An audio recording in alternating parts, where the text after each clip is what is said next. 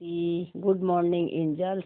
30/12/2025 की मुरली में मीठे प्यारे बाबा बोले, मीठे बच्चे, पापों से हल्का होने के लिए वफादार और ऑनेस्ट बन अपनी कर्म कहानी बाप को लिख कर दो तो क्षमा हो जाएगी। तो यहाँ मेरे मीठे बाबा का कहने का क्या भाव है? बाबा पाप और वफादार और ऑनेस्ट का मतलब क्या होता है, इसको समझो। तो देखो, सबसे बड़ा पाप है अपने को शरीर समझना, और शरीर के जो नाम है जैसे किरण, मैं किरण हूँ, ये सबसे बड़ा पाप है। ठीक है ना? तो बाबा कहता है कि पापों से हल्का होने के लिए वफादार, तो पहले अपने को आत्मा समझो कि मैं आत्मा हूँ, और जब मैं आत्मा हूँ तो शरीर नहीं हूँ, और शरीर नहीं हूँ तो मन भी नहीं हूँ। तो मन में जो संकल्प थॉट फीलिंग आ रही है वो मेरे नहीं है ना? अपने को आत्मा समझकर, कौन वाली आत्मा? मैं शांत स्वरूप, प्रेम स्वरूप, आनंद स्वरूप वाली आत्मा नहीं, जो शब्दों से बोलते थे, फील नहीं होता था, है ना? तो वो वाली आत्मा जो साइलेंस है और मन के हलचल में भी शांति फील कर रही है। मन में हलचल है लेकिन पीछे साइलेंस है, उस पर कोई इफेक्ट नहीं है। वही वाली आत्मा समझकर रोल से साक्षी हो जाओ, ड्रामा के स्क्रिप्ट से साक्षी हो जाओ, है ना? क्योंकि ये सब जो रोल है आपके ड्रामा का स्क्रिप्ट है, ये संकल्प के रूप में, थॉट के रूप में, फीलिंग के रूप में, इमोशन के रूप में, सेंसेशन के रूप में, कर्म इंद्रियां के अनुभव के रूप में, ये सब मन के अंदर आ रहे हैं। और मन के सारे खेल को साक्षी होकर देखो, ये सबसे बड़ा वफादार है। पहले स्वयं के प्रति वफादार बनो, है ना? और जो वफादार है यानी जो सत्य में है वो ऑनेस्ट भी है ना? क्योंकि ऑनेस्ट और जो होता है वो सत्य ही है, एक ही सत्य है जो ऑनेस्ट है, वो है आत्मा, है ना? और देखो, सो बॉडी कॉन्शियस में कोई भी रोल में किसी के ईमानदारी का पार्ट है, ऑनेस्ट है, पॉजिटिव है, लेकिन कभी ना कहीं उसमें भान है बॉडी कॉन्शियस का कि मैं बहुत ऑनेस्ट हूँ, मैं बहुत ईमानदार हूँ, है ना? मेरे जैसा कोई ऑनेस्ट नहीं है। और ये फीलिंग जो है ना, कभी ना कभी उसको ऑनेस्टी यानी ईमानदारी के सीट पर जो है ना सेट नहीं होने देता है। और ईमानदारी का सीट ही है अपने को आत्मा समझना, है ना? तो सत्य ही ऑनेस्ट हो सकता है, ऑनेस्ट सत्य नहीं हो सकता है ना? ठीक है ना? जो ईमानदार है वो सत्य नहीं 100% हो सकता है, लेकिन जो सत्य है सोल कॉन्शियस में वो 100% ऑनेस्ट है, ईमानदार है। लेकिन अभी कोई जरूरी नहीं है कि रोल में आपकी ऑनेस्टी दिखे। सबसे बड़ी हमारी जो है बेईमानी क्या है? हमने रोल से पहचान बना लिया और अपने सत्य को भूल गया, है ना? इसलिए अपने प्रति स्वयं को आत्मा समझ के अपने रोल से साक्षी हो जाओ, मैं और मेरा मत लगाओ, है ना? तो आप जो है ऑनेस्ट हो, है ना? 100% ऑनेस्ट हो, ईमानदार हो। फिर बाबा बोला अपनी कर्म कहानी बाप को लिख कर दो तो क्षमा हो जाएगी। तो पहले हम कर्म कहानी यानी कर्म में जो कुछ भी गलतियां होता था वो लिख कर देते थे बाबा को कि बाबा मेरे से ये हो गई, मेरे से ये गलती हो गई, मेरे से ये गलती हो गई। लेकिन क्या लिख देने से माफ हो जाता था? है ना? नहीं होता था। फिर वो आता था, सारा दिन चलते रहता था, दूसरे दिन भी आ जाता था, थोड़ा समय के लिए अच्छा लगता था, है ना? लेकिन अब हमें कर्म कहानी को लिखना नहीं है ना? लिखना अगर शुरू में नए नए साक्षी दृष्टा का पुरुषार्थ करे तो आप लिख कर बाबा को दे सकते हो। लेकिन जो लंबे समय तक साक्षी हैं, सूक्ष्म वाली ज्ञान को सुन रहे हैं, वे अपने मन के अंदर सारी कथाएं और कहानियां कहाँ है? मन के अंदर है ना? ये सब कथाएं कहानियां भी ड्रामा ने रच रखा है, स्क्रिप्ट में है आपकी, है ना? अब उन मन के सारे कहानी और कथाएं जो संकल्प थॉट फीलिंग के रूप में, उसको साक्षी होकर देखो, है ना? तो आपकी क्षमा हो जाएगी। यानी धीरे धीरे आप इन कहानियों के इफेक्ट से मुक्त हो जाओगे। कहानियां कथाएं मन के अंदर होते रहे हो, चलते हुए भी आप शांति और सुख का अनुभव करोगे, है ना। जो शांति और सुख जो बाबा आपको सुमान दिया, जो आपको फीलिंग में नहीं आ रही थी, शब्दों तक थी, वो आपको फीलिंग में आने लगेगी। और ये फीलिंग में आना ही ये क्षमा हो गया। ठीक है। फिर प्रश्न में बाबा बोला, संगम युग पर तुम बच्चे कौन सा बीज नहीं बो सकते। तो आप कौन सा बीज नहीं बो सकते। बाबा का पहला क्या है शब्द, पहला बाबा का लेसन है, अशरीरी हो जा, शरीर से मर जा, जीते जी मर जा। मरने के बाद आत्मा हूँ का भान नहीं आएगा, जीते जी आपको आत्मा की स्मृति होना चाहिए। जैसे शरीर को आपको याद नहीं दिलाना पड़ता है कि मैं शरीर हूँ, इस शरीर का नाम किरण है, मैं किरण हूँ, ऑटोमेटिक आते रहता है। उसी तरह आत्मा की स्मृति पक्की होना चाहिए। ये संगम युग पर इसका बीज बोना है ना, ताकि आपकी स्मृति पक्की हो जाए। और कोई जरूरी नहीं है कि रोल जब अच्छा चलेगा तभी आपको स्मृति पक्की होगी। रोल में कुछ भी हो सकता है, वो आपके हाथ में नहीं है। ड्रामा स्क्रिप्टेड है, संकल्प क्रिएट करना आपके हाथ में नहीं है। ठीक है ना, क्योंकि अगर क्रिएट करना मेरे हाथ में होता आपके, तो अच्छे अच्छे ही हमने संकल्प क्रिएट करते, ज्ञान के पॉइंट ही केवल क्रिएट करते। बाबा को सृष्टि चक्र का नॉलेज देने की जरूरत ही नहीं था, है ना। इसलिए हमें इस आत्मा का स्मृति पक्की होनी चाहिए। ये बीज बोना है संगम युग पे, है ना। यही सत्व प्रधान का भी जो है ना, सत्व प्रधान का पाठ जो है आपका अभी नहीं खुलेगा कलयुग में। कलयुग के ही सब संस्कार आएंगे। अपने को आत्मा देख रहे हो, यही सत्व प्रधान का भी पाठ है। रोल से अलग देख रहे हो। अब बाबा देखो डिटेल में क्या बोल रहे हैं। उत्तर में बाबा बोला, देह अभिमान का, देखो वही बाबा बोला, देह अभिमान का इस बीज से सब विकारों को झाड़ निकल पड़ते हैं। इस समय सारी दुनिया में 5 विकारों के झाड़ निकले हुए हैं। सब काम क्रोध के बीज बोते रहते, तुम्हें बाप का डायरेक्शन। तो बाबा बोला कि सब देह अभिमान के बीज डाले हुए हैं कि मैं शरीर हूँ। बीज डालना यानी शरीर को मैं समझ रहे हैं, रोल को मैं समझ रहे हैं, और इसलिए 5 विकार का झाड़ निकल गया। झाड़ कहाँ है, सारा बीज के अंदर से झाड़ निकला हुआ है।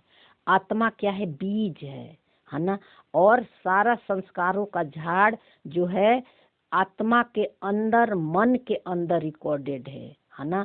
और ये मन के अंदर से ये सब झाड़ निकले हुए हैं, संस्कारों का झाड़, है ना। तो बाबा कह रहे कि 5 विकारों का झाड़, 5 विकारों मतलब 5 जो कर्म इंद्रियां हैं, है ना। सबसे ज्यादा आत्मा यानी मन इसी में फंसा हुआ है।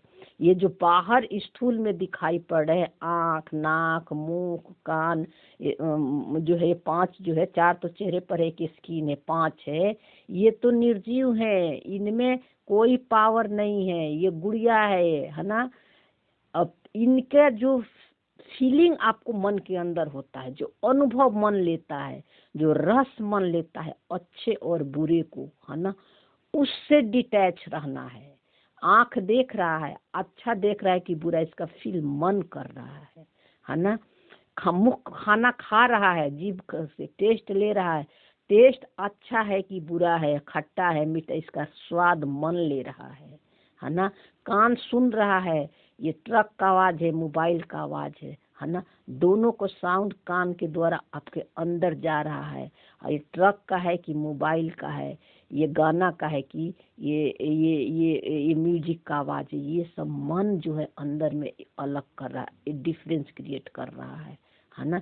स्किन से, हाथ से कुछ टच कर रहे हो, स्किन ये सॉफ्ट है, मुलायम है, ये सब जो है, ये सब मन कर रहा है, ये सब फील, है ना।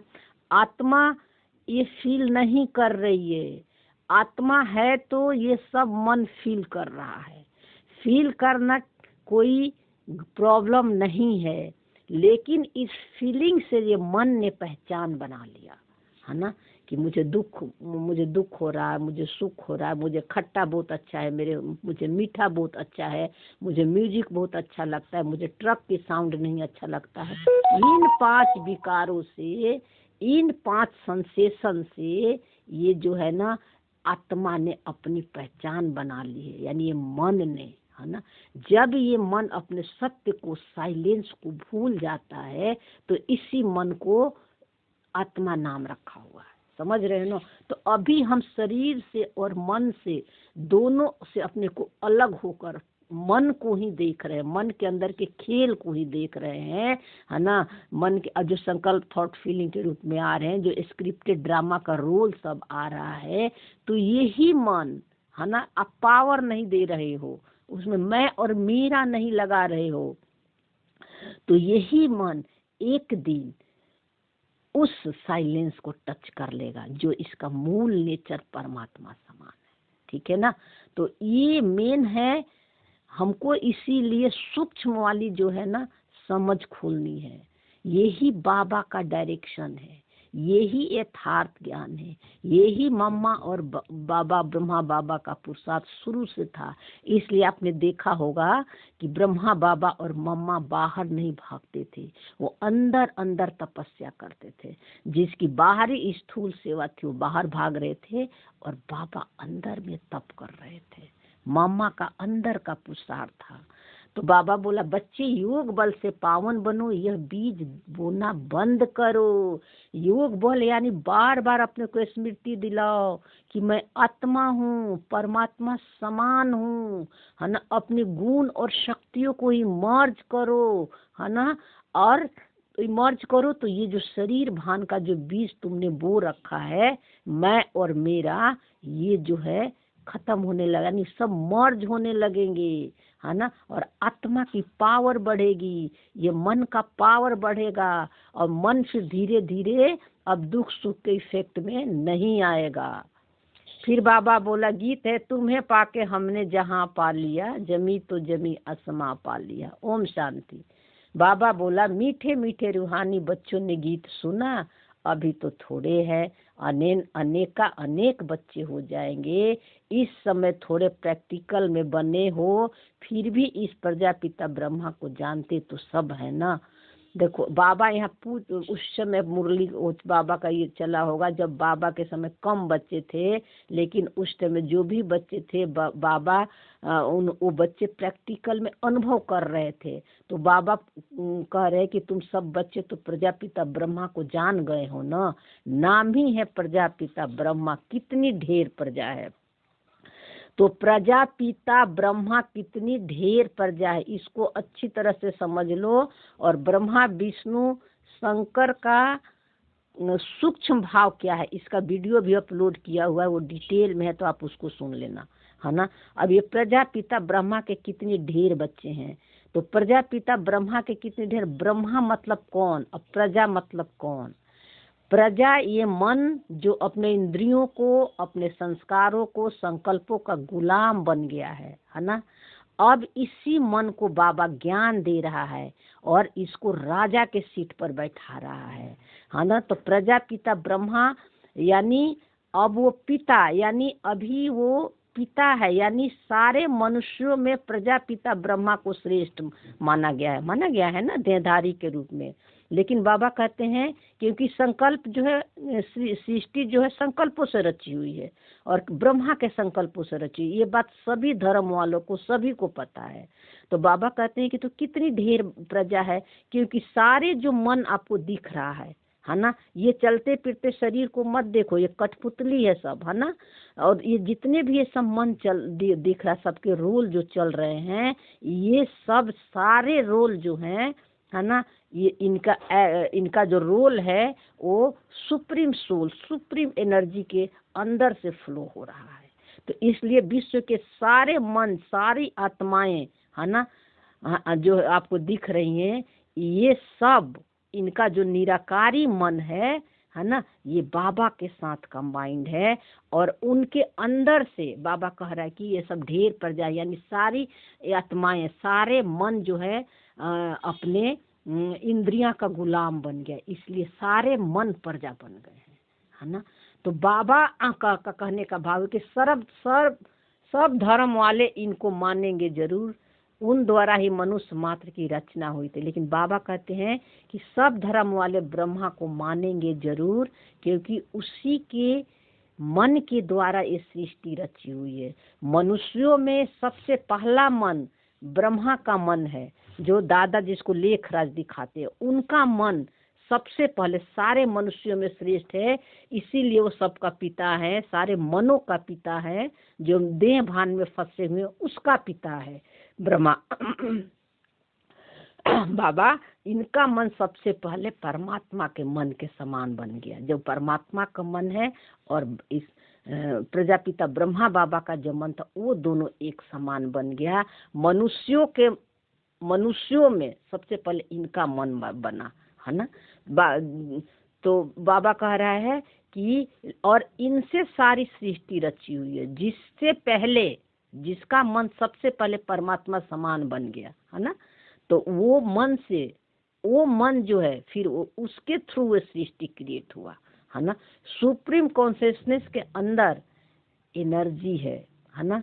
मतलब आत्म कॉन्शियस के अंदर ये एनर्जी है, यानी ये मन है, और वो मन है ब्रह्मा का मन, जो परमात्मा समान बन गया। और उस ब्रह्मा के मन से, है ना, जो विचार आया, जो संकल्प आया, उससे फिर ये सारी दुनिया क्रिएट होती है ना। तो जैसे मान लो कि, चलो आगे बताएंगे इसको। बाबा ने समझाया है लौकिक बाप भी हद के ब्रह्मा है, क्योंकि उनका भी सिजरा बनता है। देखो बाबा यहाँ क्या बोल रहा है, जो शरीर के पिता है, जो सकारी पिता है, वो भी ब्रह्मा है। तो देखो ब्रह्मा कोई देहधारी होता तो बाबा जो है, जो ज्ञान में नहीं है, जो शरीर के पिता है, उनको भी ब्रह्मा बोलता। इससे क्या पता चलता है कि ब्रह्मा कोई देहधारी नहीं है, ये मन का स्टेज है ना। कि और उनको सरकारी पिता का सिजरा कैसे चलता है, उनका सरनेम से। जैसे आप देखो, जैसे किसी का पिता का नाम सिंह है, किसी का गुप्ता जी है, किसी का शर्मा जी है, तो उनके बच्चों पर ये नाम पड़ता है और इससे उनका सिजरा चलता है ना। तो बाबा बोलते हैं कि वो होते हैं हद के, वे लेकिन शरीर के पिता है ना। ये है बेहद का बाप, ये है बेहद का बाप। इनको बेहद का बाप क्यों कहा जाता है ब्रह्मा को, प्रजापिता ब्रह्मा को? क्योंकि निराकार परमात्मा, साइलेंस का जो ज्ञान है, जो नॉलेज है ना, वो ब्रह्मा के मन में, ब्रह्मा बाबा के मन में इमर्ज हुआ सबसे पहले, ठीक है ना।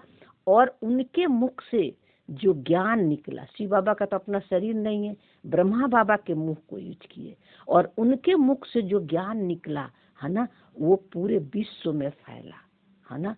पूरे संसार में ये ज्ञान फैला, सारी आत्माओं के लिए ये ज्ञान था। ये सिर्फ जो ब्रह्मा कुमार कुमारी से जुड़े हुए उन्हीं का नहीं है। ये अलग बात है कि जिनका पाठ है वो अटैच हो गए, मतलब वो चलने लगे इस मार्ग पर, बाबा के ज्ञान को अपने श्रीमत में। और जिनका पाठ नहीं, वो नहीं चले।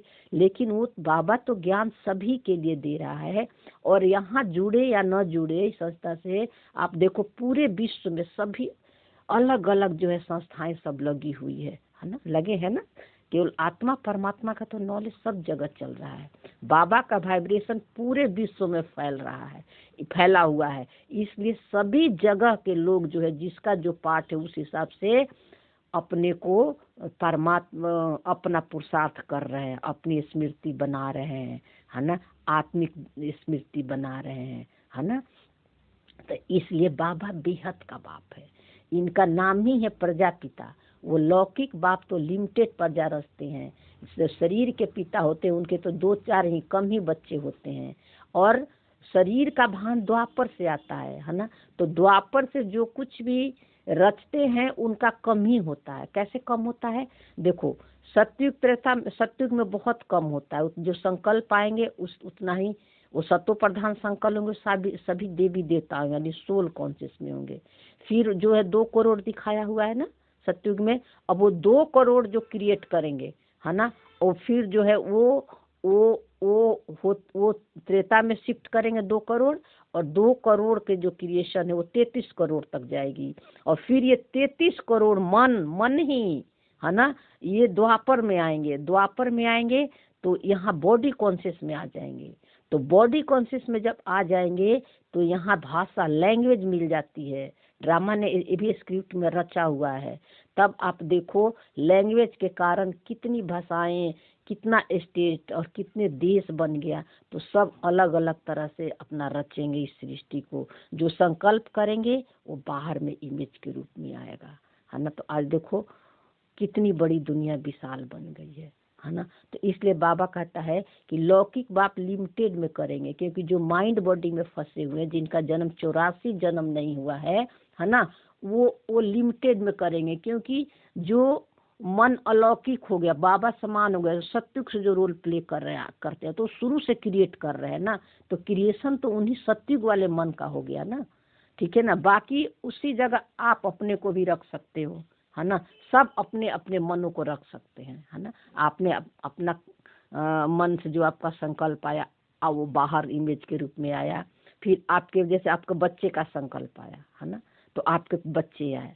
फिर बच्चा बड़ा हुआ तो उसका भी संकल्प आया तो उसका क्रिएशन। फिर उसके बच्चे का संकल्प आया तो उसका क्रिएशन। ये सब संकल्पों से इसलिए ऐसे सृष्टि रची हुई है। आपके मन में आया धोबी तो धोबी के रूप में कोई इमेज आ गया। आपके मन में आया नौकर तो नौकर के रूप में कोई इमेज बाहर में आ जाएगा, उसका पार्ट उसमें खुल जाएगा, है ना। तो इस तरह ये सृष्टि रची हुई है। तो बाबा कर ऐसा कोई कहेंगे कि प्रजापिता ब्रह्मा का संतान नहीं है, तो बाबा कर ऐसा कहेंगे सब ब्रह्मा के संतान है। तो देखो सब तो ज्ञान नहीं ले रहे हैं ना प्रजापिता मतलब संस्था से, लेकिन बाबा क्यों सबको कह रहा है? क्योंकि ये ब्रह्मा यानी ये मन का स्टेज है। मन सबके अंदर है और सबका मन परमात्मा को याद करता है ना। ये अलग बात है कि कोई मन पुरुषार्थ करके भगवान को नजदीक का अनुभव करता है, कोई मन नहीं करता है, लेकिन सूक्ष्म रूप से उनके मन में है रिकॉर्डिंग, है ना। ब्रह्मा यानी मन के अंदर है रिकॉर्डिंग। ब्रह्मा विष्णु शंकर ये सब सूक्ष्म संकल्प है और संकल्पों में है, इसीलिए बाबा सूक्ष्म वतन उसको कहता है ना। अब ब्रह्मा बाबा तो देखो शरीर में नहीं है ना, लेकिन ब्रह्मा बाबा भी कहाँ है? हमारे संकल्पों में है। जब आप शरीर छोड़ दोगे तो ब्रह्मा बाबा गौन हो जाएंगे आपके संकल्प से। उसी तरह इस शरीर के माता पिता नहीं है, लेकिन कहाँ है? संकल्प में अभी है ना।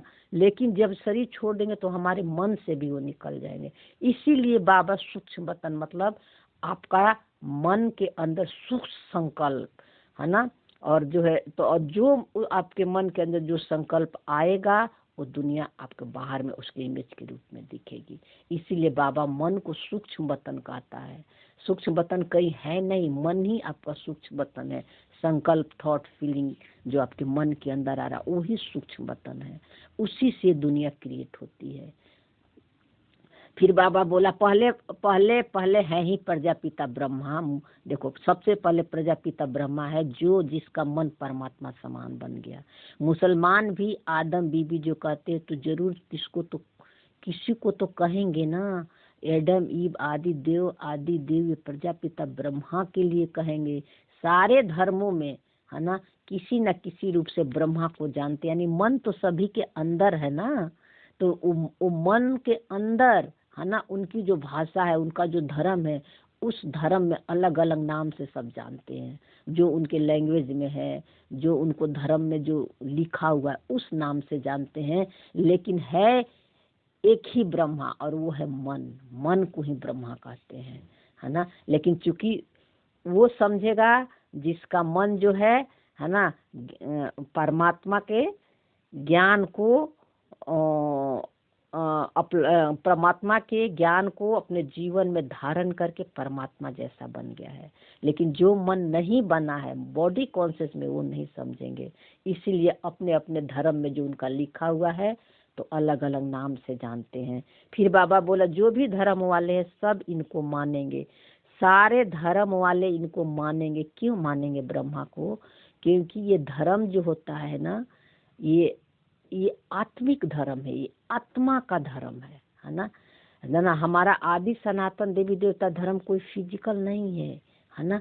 और ये मन का धर्म है ना। जब ये मन सोल कॉन्शियस के स्मृति तक पहुंच जाता है, परमात्मा समान यानी साइलेंस में पहुंच जाता है ना, तो यही धर्म जो होता है ना यही मन जो होता है ना देवी देवता वाला पार्ट प्ले करता है, सत्व प्रधान वाला पार्ट प्ले करता है ना। तो मन तो सभी के अंदर है ना, तो आत्मा को तो सभी मानते हैं ना। अलग बात है कि कोई सोल मानता है, कोई स्पिरिट मानता है, कोई रूह कहता है, लेकिन है तो सबके अंदर मन ही। इसलिए बाबा कहते बरोबर है हद का बाप, दूसरा है बेहद का बाप। तो शिव बाबा बेहद का बाप है, वो सारे मनों का बाप है ना। और एक है साकारी बाप है ना, जिसके सरनेम से सारी दुनिया चलती है। तो आज बाबा देखो क्लियर कर दिया कि ब्रह्मा का मतलब कोई स्थूल नहीं, ये संकल्पों में है हमारे। ये बेहद का बाप है, बेहद के सुख देने वाला। तुम पुरुषार्थ भी करते हो बेहद स्वर्ग के सुख लेने के लिए, यहाँ बेहद के बाप से बेहद का सुख और वर्षा पाने आए हो। स्वर्ग बेहद का सुख है, नरक में बेहद का दुख है। स्वर्ग है सोल कौन से, जहाँ किसी प्रकार का कुंठा नहीं है, चिंता भय दुख, जहाँ शरीर ही नहीं है, शरीर का भान ही नहीं है। सॉरी, शरीर तो रहेगा ही, शरीर का भान ही नहीं है, तो रोल का भान ही नहीं, तो वहाँ कहाँ से होगा दुख, है ना। दुख होगा ही नहीं, केवल सुख ही सुख है। नरक है जो बॉडी कॉन्शियस में, माइंड बॉडी को मैं और मेरा समझने के कारण ये सब नरक है, क्योंकि दुख ही दुख है ना। फिर कहते हैं दुख भी, दुख ही दुख का मतलब क्या, दुख और सुख दोनों का खेल अभी चल रहा है बॉडी कॉन्शियस में, दोनों पार्ट, कभी दुख का कभी सुख का। लेकिन स्वर्ग में सिर्फ सुख ही पार्ट होगा, क्योंकि वह माइंड बॉडी का भान ही नहीं है। फिर बाबा कहते हैं कि इतने ढेर बच्चे बेहद के माता पिता से कभी कोई दुश्मनी रखेंगे नहीं। माता पिता से कितना सुख मिलता है, तो बेहद के माता पिता से कोई बच्चे दुश्मनी, भगवान से तो सभी प्यार करते हैं, सारे मन बाबा से प्यार करता है। मन उसी परमात्मा को तो ढूंढ रहा है, भले ढूंढने और का तरीका अलग अलग, उसको पाने का अलग अलग तरीका है, लेकिन सभी क्या कहते हैं कि मार्ग तो एक ही है, सब वहीं पहुंचेंगे। सब नहीं पहुंचेंगे, सारे मन परमात्मा के करीब नहीं पहुंचेगा। वो मन पहुंचेगा जो मन साइलेंस है, और साइलेंस से ही परमात्मा को हम प्राप्त कर सकते हैं। कल बाबा बोला था ना कि वेद शास्त्र उपनिषद कितने भी कोई पढ़े हैं, उससे मुझे प्राप्त नहीं कर सकते। तो बाबा बोला तुम बच्चे जानते हो, पढ़कर मनुष्य से देवता, कांटे से फूल बन रहे हैं, बाप खिवैया भी है, भगवान भी है। तुम बच्चे, यानी बाबा कहते हैं इस मन को कह रहा बच्चा, है ना। अब मन को पता चल गया है ना, कि अब हम ही देवता थे और है ना। तो अब ये कांटों से, यानी बॉडी कॉन्शियस, कांटे मतलब बॉडी कॉन्शियस और देवता मतलब सोल कॉन्शियस। तो अब ये मन सोल कॉन्शियस, यानी अपने को आत्मा के साइलेंस तक पहुंचने के लिए पुरुषार्थ कर रहा है, फूल बन रहा है। अब बाबा खिवैया भी है, भगवान भी है। मतलब इस मन को खिवैया है इसलिए कि इस मन को अब रोल से डिटैच कर दिया, रोल से अलग कर दिया। और भगवान इसलिए कि सारे मनों का बाप तो शिव बाबा है ना, तो भगवान अब, लेकिन हर मन में अलग अलग तरह के फूल खिले हुए हैं। जैसे बगीचे में हर तरह के फूल होते हैं ना, कोई खिला, कोई मुरझाया, कोई झड़ गया है ना। तो इसी तरह बाबा कहता है कि मैं भगवान हूँ, है ना। बाकी तुम ब्राह्मण सब अनेक प्रकार के मालिक हो। देखो हर तरह के ब्राह्मण, यानी हर तरह के मन है ना। मन में अलग अलग सबका संस्कार ड्रामा ने रच रखा है ना। लेकिन भगवान एक ही है, खिवैया, गॉड इज वन, भगवान एक ही है। चाहे कोई किसी रूप में याद करे, परमात्मा एक ही है। इसीलिए आत्मा का धर्म कोई शरीर का धर्म नहीं होता है, ये आत्मिक धर्म है। और आत्मा सभी के अंदर है, यानी ये मन तो सभी के अंदर, मन का ही तो सारा खेल चल रहा है। फिर बाबा बोला मीठे मीठे शकीले दे बच्चों प्रति माता पिता बाप दादा का याद प्यार और गुड मॉर्निंग। रूहानी बाप के रूहानी बच्चों को नमस्ते। हम रूहानी बच्चों के रूहानी बाप दादा को याद प्यार गुड मॉर्निंग और नमस्ते। धारणा के पॉइंट में बाबा बोला सदा स्मृति रहे कि हम अभी ब्राह्मण हैं, इसलिए विकारों से बहुत दूर रहना है और कभी भी क्रिमिनल असॉल्ट नहीं करना है। विकारों से दूर, यानी विकार तो आएंगे ये संकल्प थॉट फीलिंग के रूप में। अपने को अलग देखना है, दूर रहना, अपने को अलग देखना है ना। आपको मन के सारे खेल को, मन से भी अपने को अलग करके सारे खेल को देखो। क्रिमिनल यानी बॉडी देखोगे तो बॉडी का सारे जो है धर्म है ना आपके मन में, उनकी सारे स्वभाव संस्कार मन में आ जाएंगे। इसलिए बाबा कहता है कि बॉडी मत देखो, शरीर मत देखो, आत्मा देखो, है ना। और अपने को आत्मा देखना सामने वाले को भी आत्मा देखना, रोल से डिटैच रहना, किसी के संस्कार और पाठ से उस जजमेंट नहीं करना, अच्छा बुरा में नहीं आना। यही ऑनेस्ट और वफादार है स्वयं के प्रति, बाहर वालों के प्रति नहीं। हम किसी के सेवा नहीं कर रहे हैं, मुरली आपके लिए नहीं करी, हम अपनी सेवा कर रहे हैं, है ना। कोई किसी का सेवा नहीं करता है, ज्ञान है बाबा का, है ना। बाकी सब इंस्ट्रूमेंट है, और इस इंस्ट्रूमेंट के मुख से जो निकाल रहा है बाबा की बातें, ज्ञान की बातें, वो हमारे स्वयं के लिए निकल रहा है। इससे मेरी समझ बढ़ रही है। फिर बाबा दूसरी पॉइंट में बोला, डबल सिरताज देवता बनने के लिए बहुत मीठा बनना। तो डबल सिरताज क्या है? अपने को आत्मा समझना, और रोल में कुछ भी हो रहा है अपनी संपूर्णता का सीट नहीं करना। मैं आत्मा हूँ, संपन्न और संपूर्ण हूँ। मेरी खुशी, मेरी शांति फिजिकल चीजों पे नहीं रह गया है, संसार के आकर्षणों से मुक्त हो गया है। ये स्मृति रहना डबल सिरताज है। लाइन क्लियर रखनी है, मतलब बुद्धि के लाइन आपको क्लियर होनी चाहिए। रोल में सब कुछ आ रहे हैं, ऊपर नीचे हो रहे हैं, लेकिन आपको अपने साइलेंस के सीट को नहीं छोड़ते हो, आप साइलेंस की स्मृति में हो। तो राजयोग की तपस्या करनी, यही राजयोग है। रोल से अपने को अलग देखना, है ना, अपने को साइलेंस के सीट पर सेट रहना। अब आप ड्रामा से बाहर निकल गए हो, अब आपके अंदर सब ड्रामा के संस्कार स्क्रिप्ट आ रहे हैं, और आप साक्षियों को देख रहे हो, है ना। तो धीरे धीरे यही मन राजा बन जाएगा। यही तपस्या है, आत्मा समझ के रोल से डिटैच रहना, साइलेंस वाली आत्मा, है ना, हलचल वाली नहीं। हलचल हो रहा है तो मन कर रहा है, उससे भी अलग कर लो अपने को। वरदान में बाबा बोला, सदा बेहद की स्थिति में स्थित रहने वाले बंधन मुक्त जीवन मुक्त भव। देखो बाबा यहाँ क्या बोल, सदा बेहद की स्थिति, यानी आत्मा सदा है, निरंतर है, उसकी खुशी और शांति कभी चेंज नहीं होती है, उसकी गुण और क्वालिटी कभी चेंज नहीं होती है। लेकिन परम धाम में उसको शांति और सुख और गुण जो उसकी क्वालिटी उसको अनुभव नहीं करती है। इसलिए आत्मा अनुभव करने के लिए ये शरीर लेती है ना, ये सृष्टि पर पार्ट प्ले करते ताकि अपने सत्य को जान पाए।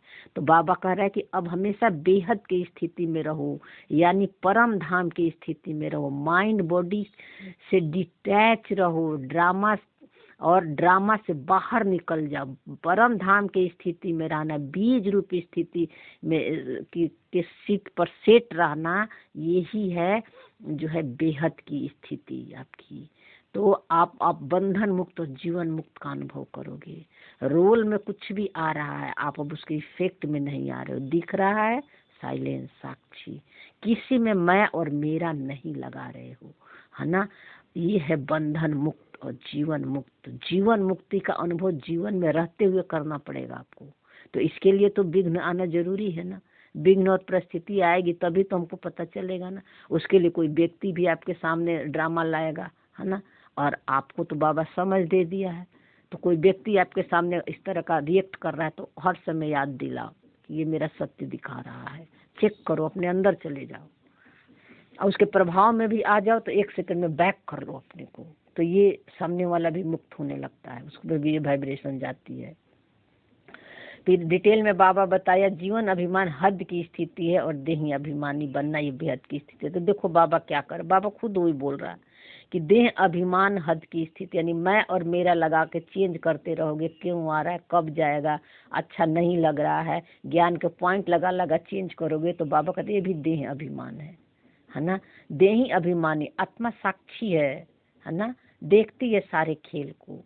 तो आप देख रहे हो तो आप देही अभिमानी में हो, और यही है बेहद की स्थिति, खेल को देखते हुए।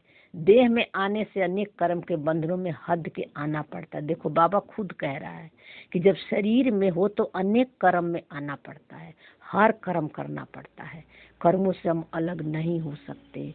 लेकिन इस कर्म के बंधन में जो मैं कर रही हूँ, जहाँ डूअर, थिंकर, फीलर, जजर है, इससे आपको मुक्त होना है ना। इसमें मैं और कर्मों में, इसीलिए कर्मों में मैं और मेरा नहीं लगाना है, साक्षी होकर देखना है ना। हाथ खाना बना रहा है, मन के अंदर संकल्प चल रहा है, मैं आत्मा साक्षी होकर बाबा के साथ मन के खेल को भी देख रही हूँ, और कर्म इंद्रियां जो कर्म कर रहा है, खाना सब्जी कढ़ाई में सब्जी छौंक रहा, उसको भी देख रही हूँ।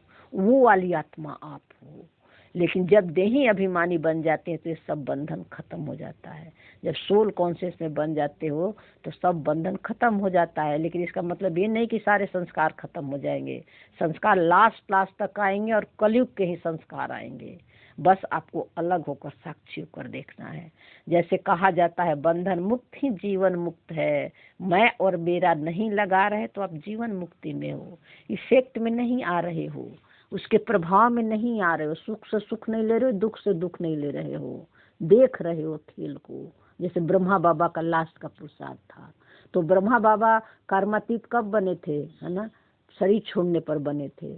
लेकिन बाबा को बाहर के सीन सीनरी नहीं देखने का मौका मिला, है ना। बाबा पहले शरीर छोड़ दिए ना।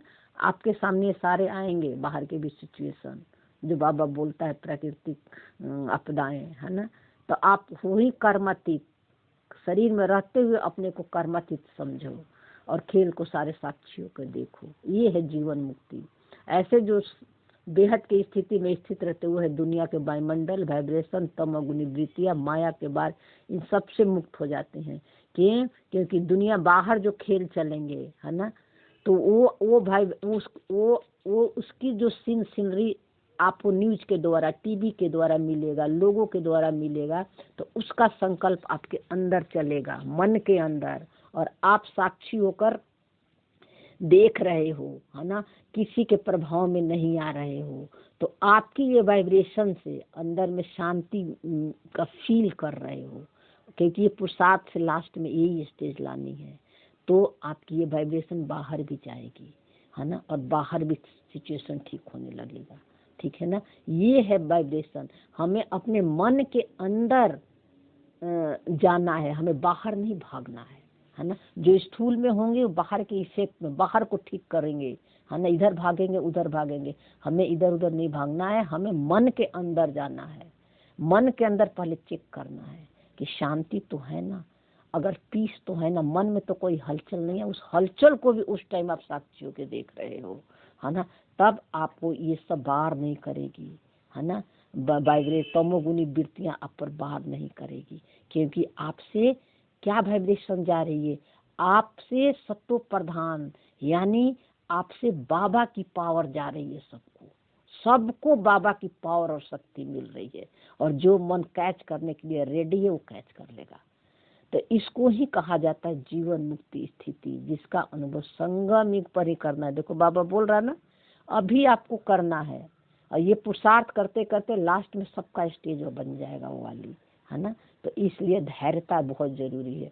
स्लोगन में बाबा बोला, निश्चय बुद्धि के निशानी, निश्चिंत विजयी और निश्चित विजयी और निश्चिंत उनके पास व्यर्थ आ नहीं सकते। निश्चय बुद्धि, कोई भी संकल्प, कोई भी विघ्न, कोई भी कर्म इंद्रिया का अनुभव हमें सत्य से अलग नहीं कर सकता। मैं हूँ ही आत्मा परमात्मा समान। ये है निश्चय बुद्धि। तो कोई भी व्यर्थ नहीं आएगा, व्यर्थ आएंगे आप उसके प्रभाव में नहीं आओगे। अव्यक्त इशारे में बाबा बोला कि अब संपन्न और कर्मातीत बनने के धुन लगाओ। तो डिटेल में बाबा बताया कि कर्मों की गुह गति को जानकर अर्थात त्रिकालदर्शी बनकर हर कर्म तब भी कर्मातीत बन सकेंगे। यही बाबा देखो बोल रहा है कि त्रिकालदर्शी यानी आदि मध्य अंत सृष्टि चक्र का सारा नॉलेज आपके अंदर है। नॉलेज मतलब सारे संस्कार आपके अंदर है, सतो रजो तमो सारे पाठ आपके मन के अंदर है। स्वर्ग भी आपके मन के अंदर है, नर्क भी आपके मन के अंदर है ना। तो आपको साक्षी होकर अब सब खेल को देखना है मेरे, है ना। तो बाबा बोले छोटी छोटी गलतियां संकल्प रूप में भी आ जाती है, इसका भी हिसाब किताब बहुत कड़ा बनता है। लास्ट में आपको ये भी स्मृति, ये भी संकल्प नहीं लाना होगा कि मैं आत्मा हूँ, है ना। सिर्फ देखना होगा साक्षी होकर। आत्मा सिर्फ देखती है ना, साक्षी दृष्टा होकर। जब उसकी स्टेज ये मन का बन जाएगा, एनर्जी लेवल तक पहुंच जाएगा, तो देखना भी खत्म हो जाता है। सिर्फ वो प्रेजेंट है, आई एम, मैं हूँ, सारा खेल चल रहा है, और उसका तत्व प्रधान वाला पार्ट खुल जाएगा। तो इसलिए बाबा कहते हैं कि किसी भी संकल्प में सूक्ष्म रूप में भी मैंपन और मेरापन का भान नहीं होना चाहिए। इसलिए छोटी छोटी गलती भी बड़ी समझनी है, लापरवाही नहीं करनी है, केयरफुली रहना है, केयरलेसनेस नहीं बनना है। अभी संपूर्ण स्थिति के समीप आ रहे हो, बाबा कर अभी संपूर्ण स्थिति के समीप आ रहे हो। तो आपको ये नहीं समझना है कि संपूर्ण स्थिति के आ रहे हैं। मैं हूँ ही संपन्न और संपूर्ण। स्थिति चाहे कैसा भी हो, है ना, परिस्थितियाँ पराई है, लेकिन मेरी स्थिति पावरफुल है, परमात्मा समान है। ये स्मृति पक्का रहना है ना। अभी जिसको बनना है स्थिति, वो फिर लास्ट तक योद्धा बन जाएंगे, लड़ते रहेंगे। जिसको बाबा बोलता है योगी के बदले तुम योद्धा बन गए। ओम शांति। Thank you Baba.